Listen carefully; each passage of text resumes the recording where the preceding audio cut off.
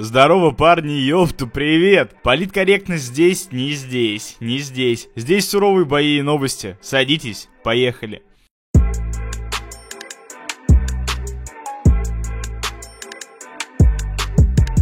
Ислам Махачев заявил, что хочет взбудоражить будку Кевина Ли. Конечно, я хотел бы подраться с Полом Фелдером, потому что он сейчас на 7-й или там 6-й строчке, я не помню. Но я как-то подшучивал над ним в Инстаграм. Что-то выкладывал, а он даже не ответил, просто проигнорил. Еще он дал интервью после боя с Барбозой, что не собирается драться ни с кем, как ни с тем, кто в топ-5. И я думаю, он не согласится на бой со мной, а я открыт для вызовов. Кевин Ли что-то там заикался о поединке. Я сказал, что я буду готов в январе с радостью, окей. У меня уже хорошая победная серии, и им придется дать кого-то мне из топов. Буквально вчера я подписал новый контракт с UFC, и думаю, им уже будет интересно самим меня продвигать. Новый контракт на улучшенных условиях и рассчитан на 4 боя. Даже не думал, что сколько дадут. Очень хорошо подняли. Не хочу озвучивать сумму, но уже можно что-то зарабатывать. Потому что раньше почти все уходило на подготовку. Ислам набирает. Я считаю, что большое будущее у этого парня.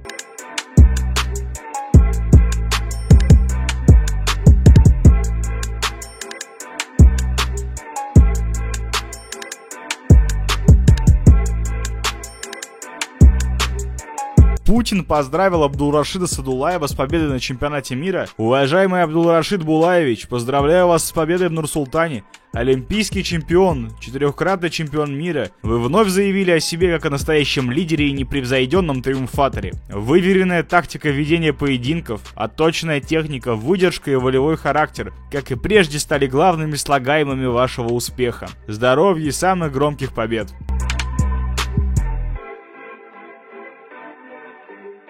Джереми Стивенс рассказал свои мысли после того самого, ну вы поняли, инцидента с Яиром. Я сказал Родригесу, когда мы столкнулись в отеле, давай переиграем, погнали, мы оба в форме, оба потеряли деньги. Время получить прибавку, сейчас к нашему бою больше внимания. Приезжаем и сделаем это в Америке, посмотрим, как тебя здесь примут. Но я вам гарантирую, что этот паренек не хочет реванш. Готов поспорить, что он струсит и убежит от второго боя. Вы сами видели, как он себя вел, праздновал так, как будто выиграл поединок тычком в глаз. Кто себя так ведет? Этот пацан нервничал всю неделю.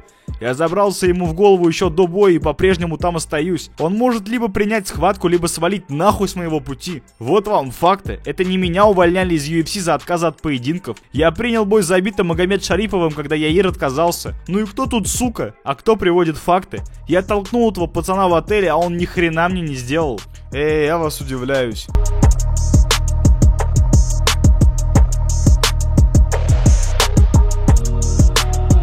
Зубайре Тухугову был брошен вызов. Артем Лобов заявил, что бесплатно подрался бы с Тухуговым. Я бы, конечно, хотел провести бой с Тухуговым. Конечно, он сейчас в UFC, а я нет, так что наши пути в ближайшем времени не пересекутся. Но я определенно хотел бы провести этот бой. После его прошлого выступления я написал Шону Шелби, что если он даст мне контракт на один бой против Тухугова, я встречусь с ним бесплатно. Он ответил, что услышал меня. Не знаю, что это значит, согласятся они или нет, но если они мне дадут этот матч, то я подерусь с ним бесплатно, нет проблем. Безусловно, я планирую выступать по ММА. Прямо сейчас мы ведем переговоры с ММА-промоушенами. Мне нравятся любые бои, но ММА это мой хлеб с маслом, и я точно вернусь туда. Не знаю, когда именно, но в ближайший год я проведу поединки по правилам бокса без перчаток и ММА. Я предложил UFC провести один бой бесплатно только потому, что с моей стороны было бы глупо подписывать эксклюзивный контракт с одной организацией сейчас, когда у меня так много предложений. Я уже веду переговоры с семизначным гонораром в боксе и недавно сделал почти $1 миллион в Bare Knuckle, так что возможностей много. Ну а вы, братва, пишите ваши прогнозы в комментариях, будет интересно почитать, и послушайте звук бутылки. Всем спасибо за просмотр, не забывайте подписываться на канал и поддерживать выпуск лайком. Покедова.